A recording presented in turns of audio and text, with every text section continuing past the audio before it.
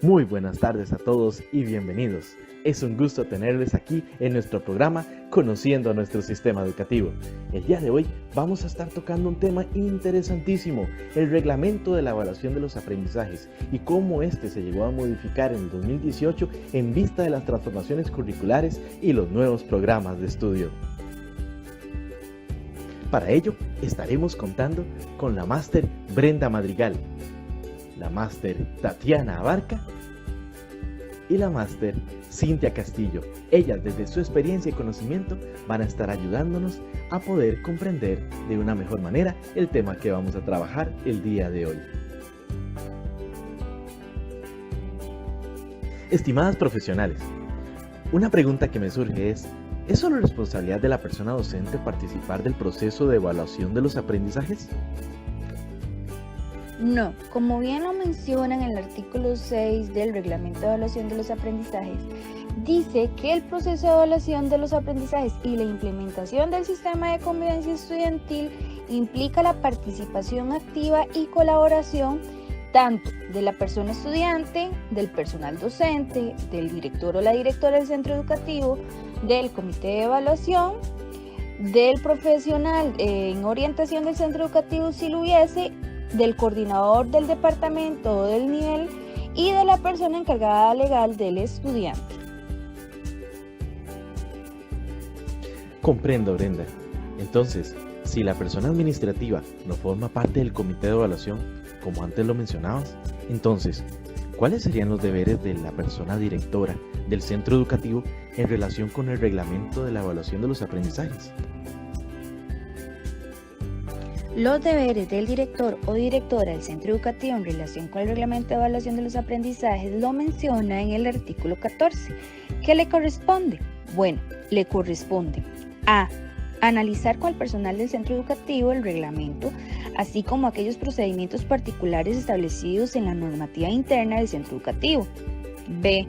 Divulgar entre el estudiantado y la persona encargada legal en conjunto con el personal docente el reglamento, así como la normativa interna que el centro educativo haya establecido en materia de evaluación de los aprendizajes. C. Coordinar con las instancias regionales o nacionales la asesoría técnica del personal docente para el mejor cumplimiento de sus funciones y atribuciones conferidas por este reglamento. D. Analizar periódicamente el rendimiento escolar y dar seguimiento a su mejoramiento mediante la ejecución de los acuerdos que adopte el personal docente en materia de evaluación de los aprendizajes. E. Nombrar los integrantes del comité de evaluación de los aprendizajes y destituirlos cuando incumplan con sus funciones según los artículos 7 al 12 de este reglamento. F. Resolver los recursos que ante él se formulen en materia de evaluación de los aprendizajes y calificación de la conducta de acuerdo con el artículo 166 de este reglamento. G. Establecer mecanismos de comunicación entre la persona encargada legal de la persona estudiante y el personal docente para la atención del proceso evaluativo de la persona estudiante. H. Participar en la implementación del sistema de convivencia estudiantil y la evaluación de la conducta, según las disposiciones contenidas en el capítulo 6 de este reglamento. Y, finalmente, cumplir con cualquiera de las otras inherentes de su cargo o señaladas expresamente en este reglamento.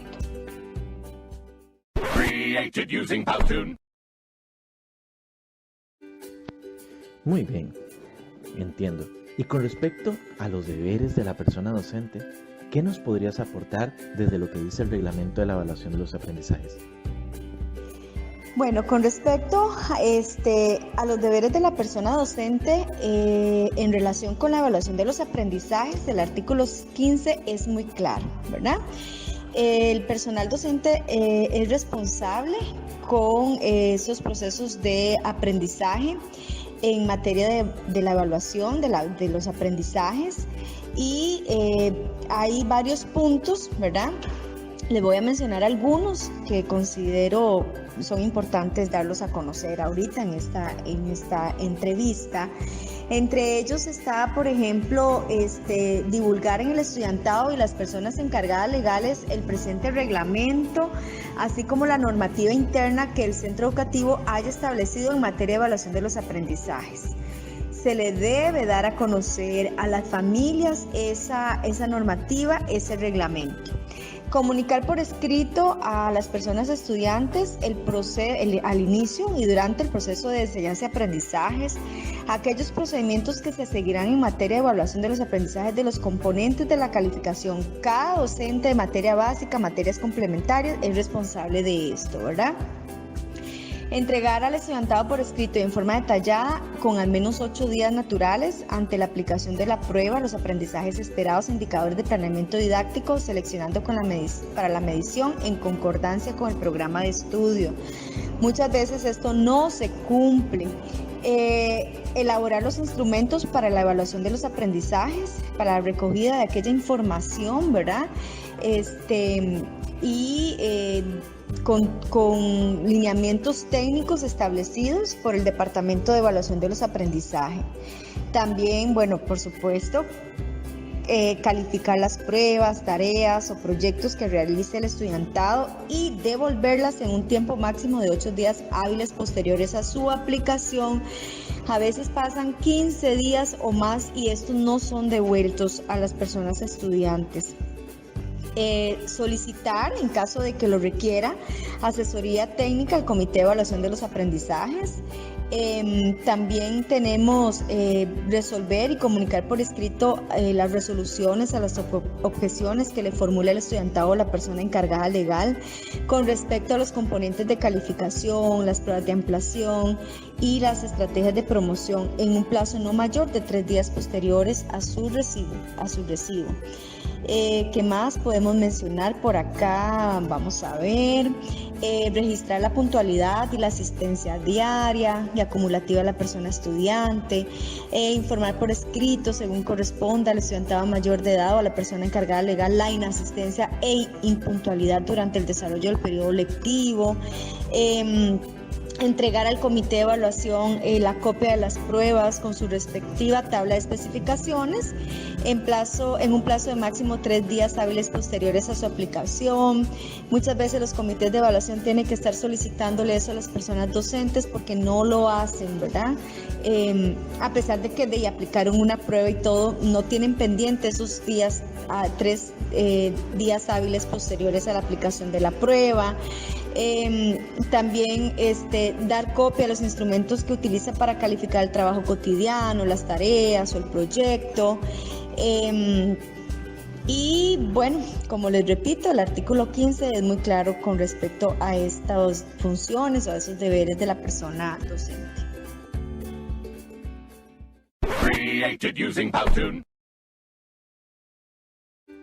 Muchísimas gracias, Tatiana. Ha sido bastante interesante. Ahora, sabemos que en cada institución existe un comité de evaluación y hay deberes que el comité de evaluación debe llevar a cabo. Cintia, ¿usted nos podría indicar cuáles son esos deberes? Hola Didier, un gusto. Bueno, te puedo decir que de acuerdo al artículo 16, los deberes del Comité de Evaluación de los Aprendizajes, dentro de los más importantes se puede decir que está dar seguimiento al cumplimiento de los lineamientos técnicos y administrativos vigentes en la evaluación de los aprendizajes. Revisar los instrumentos de la evaluación que utiliza la persona docente en el proceso de evaluación de los aprendizajes y asesorar aquellos temas que así se requiera. Dar seguimiento a la aplicación de las estrategias evaluativas recomendadas para el estudiantado que requiera apoyos educativos para la atención de sus necesidades educativas. Emitir criterios técnicos en cada materia de evaluación cuando el director del centro educativo lo solicite. Mantener un archivo de una muestra aleatoria por nivel y departamento de copias de pruebas o instrumentos de evaluación utilizados por los docentes para su revisión. Analizarlos técnicamente y establecer acciones de seguimiento y asesoría al personal docente del centro educativo. Muchísimas gracias, Cintia, por esos aportes. Verdaderamente nos han permitido ver cuáles son esas funciones que cumple el Comité de Evaluación de los Aprendizajes dentro de una institución. Ahora, me gustaría preguntarle a Brenda.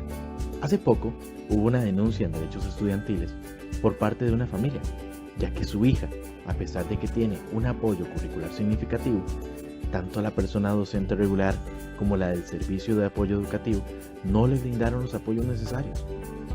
¿Cuáles serían los derechos y deberes de la persona estudiante en relación con la evaluación de los aprendizajes? Bueno, como bien lo menciona en el artículo 20 de este reglamento, son derechos y deberes fundamentales de la persona estudiante en cuanto al proceso educativo en general y evaluativo de los aprendizajes en particular, los siguientes.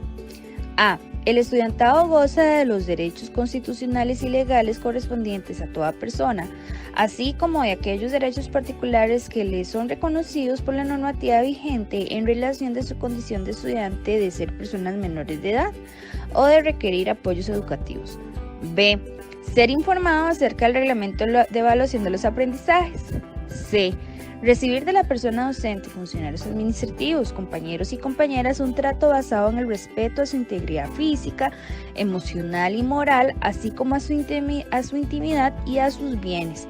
D. Ejercer personalmente o por representación los recursos que le corresponden en defensa de los derechos que juzgue conculcados. E. Ser sujeto partícipe de los procesos de autoevaluación y coevaluación. F. Recibir por parte del personal docente el acompañamiento, los apoyos educativos y de acceso requeridos por el proceso de enseñanza-aprendizaje. G. Ser informado por escrito acerca de los aprendizajes esperados e indicadores que se utilizarán para la calificación de trabajo cotidiano, pruebas, tareas, proyecto y la estrategia de promoción. H. Recibir por escrito y en forma detallada los aprendizajes esperados e indicadores seleccionados para la medición de pruebas, así como los instrumentos utilizados para la evaluación de los demás componentes de la calificación en el tiempo establecido en este reglamento. Y plantear por escrito en forma personal o con el concurso de la persona encargada legal y conforme con las regulaciones vigentes, las objeciones que estime pertinentes con respecto a las calificaciones que se le otorguen. J. Respetar las disposiciones de este reglamento. K. Comunicar a las personas encargadas legales sobre la existencia de informes o comunicaciones que se remitan al hogar cuando fuera menor de edad. L. Realizar en forma personal las pruebas, tareas u otras actividades evaluativas que asigne la persona docente. M. Justificar cuando es mayor de edad en forma razonada y escrita las llegadas tardías o ausencias a lecciones, actos cívicos o cualquiera de las actividades escolares previamente convocadas. Si fuera menor de edad, deberá presentar la justificación escrita por la persona encargada legal. Y finalmente, N. Asistir con puntualidad a las actividades escolares, tanto curriculares como concurriculares, a las que se le convoque oficialmente.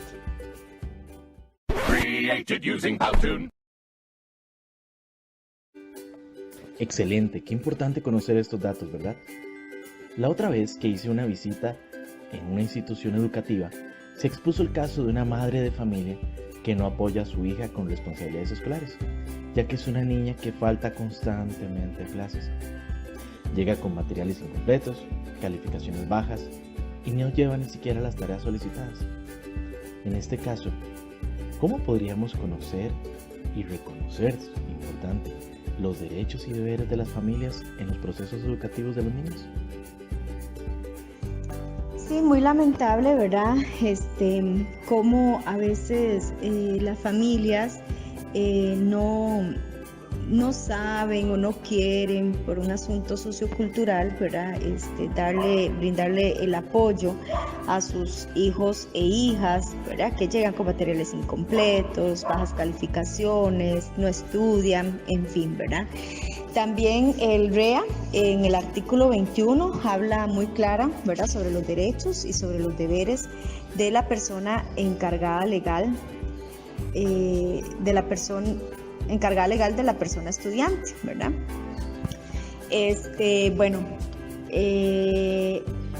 Dentro de sus derechos está que se le informe acerca del reglamento de evaluación.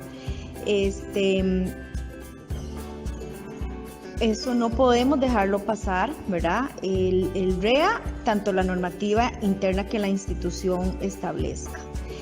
Dentro de los deberes, que también es importante informarle, ¿verdad? Velar por el cumplimiento de los deberes escolares de sus hijos, cumplir con las indicaciones y recomendaciones que expresan y formulen el personal docente y administrativa en aras de un mejor y mayor desarrollo de las potencialidades de la persona estudiante. Presentar por escrito en primera instancia aquellas objeciones que estime pertinente a las calificaciones otorgadas. Esto se debe realizar en un plazo no mayor a 3 días hábiles. En las instituciones por lo general se brincan este proceso. Vea que en el artículo 21, el punto D, si no me equivoco, es muy claro en eso, ¿verdad? Primero a la persona docente, ¿ok? Que es la persona directamente vinculada con el estudiante. Firmar los instrumentos de evaluación, los informes, ¿verdad? Y aquellos comunicados que la persona docente le envíe. Asistir a las reuniones convocatorias que se les solicite y justificar aquellas ausencias o llegadas tardías al centro educativo cuando ¿verdad? Faltan, que eso también es muy común.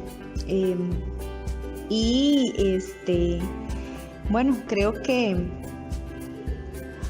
es muy lamentable, ¿verdad? Que algunas familias, no todas, no vamos a etiquetar, pero sí la mayoría, algunas familias no ven la importancia de brindar ese apoyo a sus hijos e hijas para un crecimiento personal y un crecimiento profesional, pero el artículo 21 lo dice.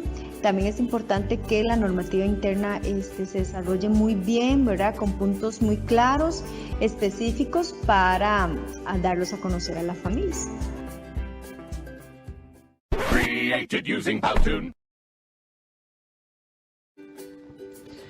Tengo entendido que las personas docentes en la primera reunión con las familias deben brindar información sobre los componentes de la calificación.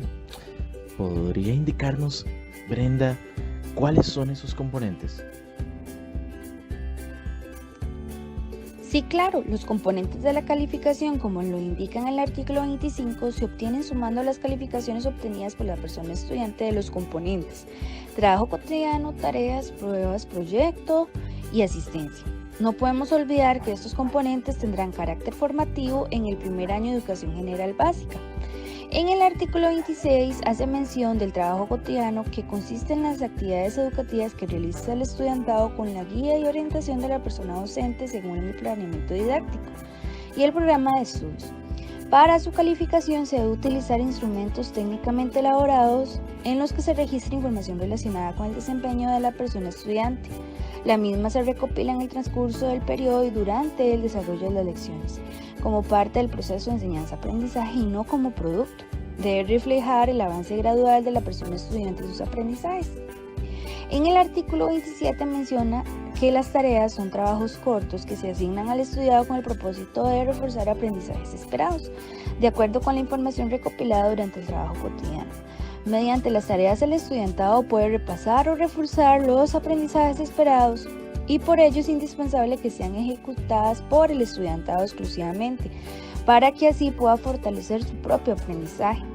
Las tareas no deben asignarse para ser desarrolladas en horario lectivo, en periodo de vacaciones como en Semana Santa o medio año, o periodo de pruebas calendarizadas en el centro educativo.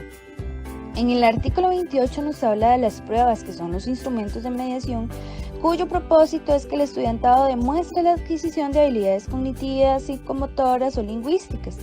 Pueden ser escritas, de ejecución u orales. Para su construcción se seleccionan los aprendizajes esperados e indicadores de acuerdo con el programa de estudio vigente del nivel correspondiente. A menos que la persona docente lo juzgue necesario, las pruebas no deben tener carácter acumulativo durante un mismo periodo. La prueba escrita debe ser resuelta individualmente y debe aplicarse ante la presencia de un docente o, en su defecto, ante el funcionario que el director o la directora lo designe. En el artículo 29 nos habla de los proyectos, que consiste en un proceso de construcción de aprendizajes guiado y orientado por la persona docente, parte de la identificación de contextos de interés de la persona estudiante y tiene como propósito que el estudiantado aplique lo aprendido en la realización reflexiva de un conjunto sistemático de acciones de interés en un contexto determinado del entorno sociocultural. Su realización puede ser de manera individual o grupal, y para su evaluación se debe entregar al estudiantado los indicadores y criterios según las etapas definidas para el mismo. Además, considerar tanto el proceso como el producto y evidenciarse la autoevaluación y la coevaluación. Y finalmente tenemos el artículo 30, que nos habla de la asistencia, ausencia y llegadas tardías. Bueno, sabemos que la ausencia es la presencia de las personas estudiantes en las lecciones y todas aquellas actividades escolares a las que se fue convocado. Las ausencias y las llegadas tardías podrán ser justificadas o injustificadas. La justificación de las ausencias o llegadas tardías debe ser planteada por escrito y ante la persona docente. Esta justificación deberá presentarse dentro de los 3 días hábiles siguientes a la reincorporación de la persona estudiante, luego de la ausencia o impuntualidad. Se extiende por ausencia justificada aquella provocada por una razón de fuerza mayor o ajena a la voluntad de la persona estudiante que le impide presentarse al centro educativo o al lugar previamente definido por la persona docente para cumplir con sus obligaciones habituales como estudiante. ¿Cuáles pueden ser? Bueno, enfermedad, accidente de la persona estudiante, enfermedad grave de las personas encargadas legales o hermanos, o muerte de algún familiar hasta el 2º grado de consanguinidad y hasta por 1 semana.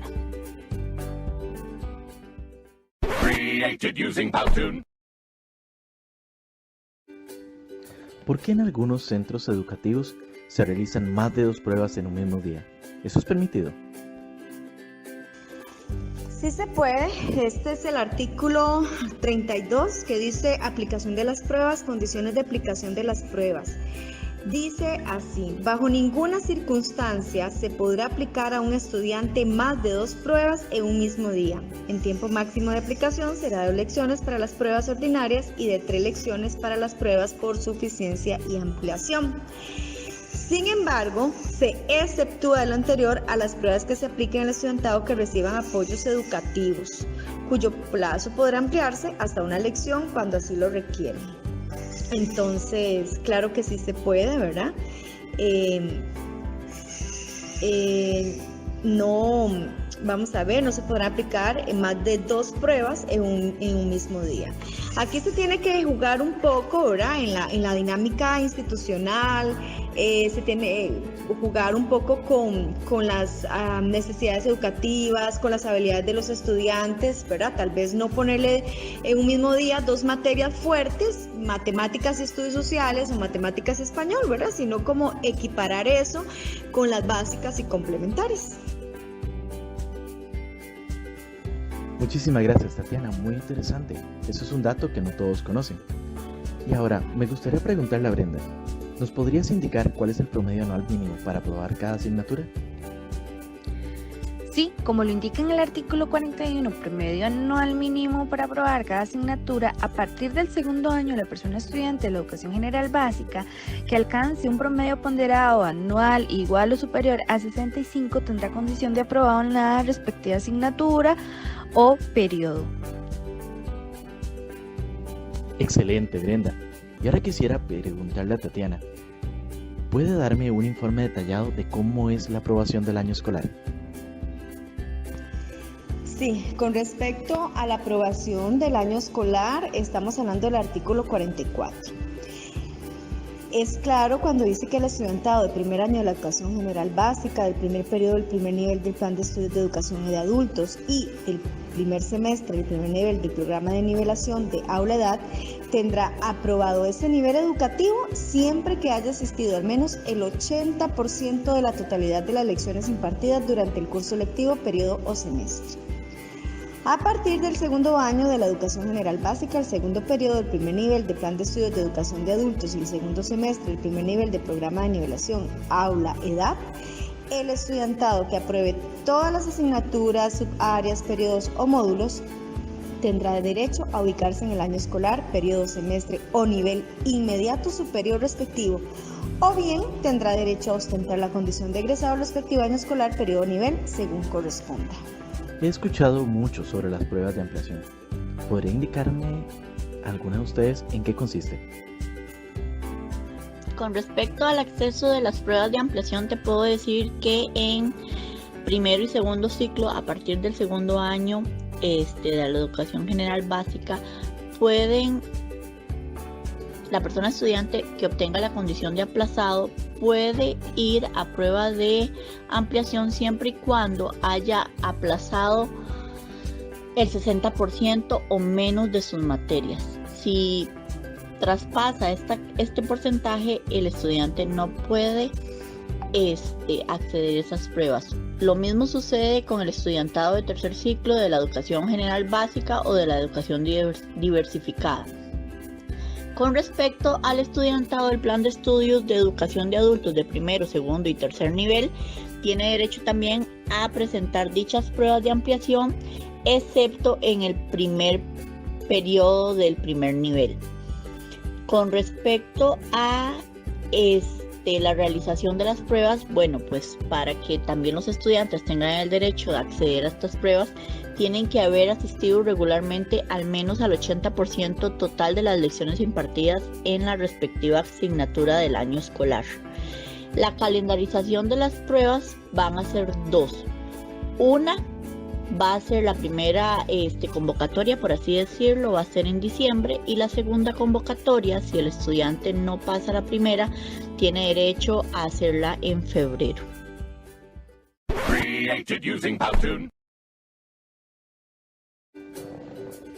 Cintia, ¿nos podrías ampliar un poco sobre la valoración de las faltas en la nota de conducta?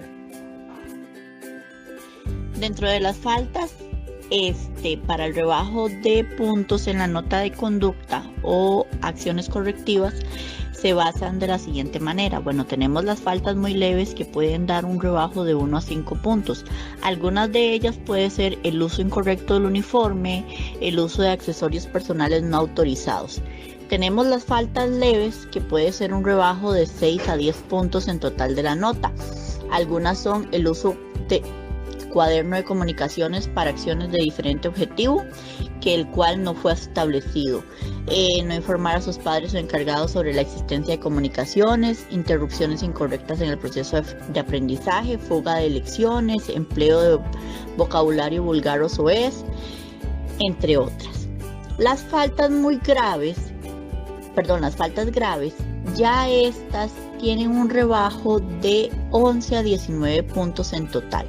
Bueno, dentro de las faltas graves podemos considerar que la reiteración de faltas leves se pueden cometer una falta grave en un mismo periodo.